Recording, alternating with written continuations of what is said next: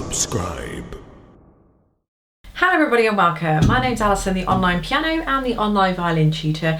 Today is a quick video on how to change a chin rest. So if you've just bought yourself a chin rest, I've got a video on my chin rest. A lot of you were asking where I got my really nice thin chin rest from because it's very comfortable. So I've done a video on that, and if you happen to have changed a chin rest or you want to buy a new chin rest, then I'm going to show you how to take it off and how to put it back on again. Okay, so when you buy a chin rest, it should come with one of these, like these little keys that you have here.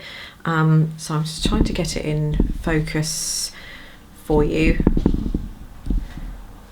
So it should look like one of these, like these. It's almost a little bent. It's got a little sort of little ring there, and then if I hold the ring, it looks like it's ever so slightly bent. Don't try and unbend it because it should be bent. So that it should come with one of these like little chin rest keys, if you like. So if it doesn't come with one of these keys, what you can do is take a paper clip, and I've just bent a little one sort of edge of the paper clip there, because what you're going to do, you're going to put it into one of these holes here that keep the chin rest on. So how the chin rest stays on is these would twist to the side, and then this would sort of become wider and wider, and then you do the same thing with that one, and then you'll be able to take it off. Then when you put it back on again, you'll twist them back up and it will almost just clamp in. So these just sort of unscrew and untighten, and it sort of makes it wider so you can slide it off, swap the new one on, and then you just screw them back in, and it clamps them in against the violin. But the problem is that you can't really do that with your fingers because there's nothing to grip onto. But you can see there's two holes there. Now what you would do, I'm going to use the key because it's easier. You need to be careful with this. Don't put the key through too much, because what will happen is it will come through. Can you see that's just come through to the other side of the violin? Now as I'm turning that, if I were to turn it now, that's going to scratch the wood underneath the violin, and I'll get sort of scratchy turn marks. So just put it in a little bit, and then what you need to do is just turn it so that you loosen it. So you've got several holes there that you can see, so I'm just actually trying to turn it to the left. Sorry if this is taking a little bit longer than usual, but I'm trying to sort of do it in front of the camera. You'll get to a point where you've actually turned it enough that you can actually loosen it, perhaps with your fingers. So just keep turning it to the left to loosen it. Be careful not to put the key too far through to the violin, because you don't want to be scratching it as it's going round.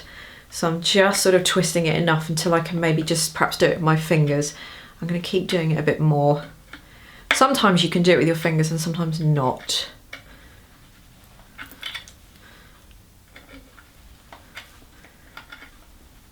That's probably enough for that one. I'm going to do exactly the same thing with the other side.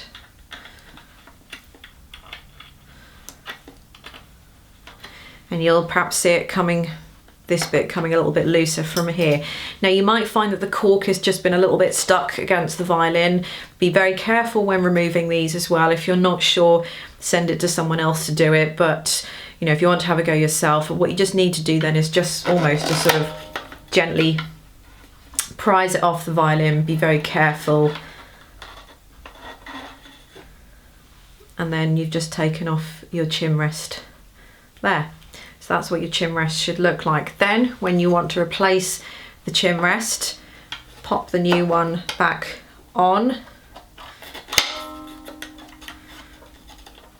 Get it into your position.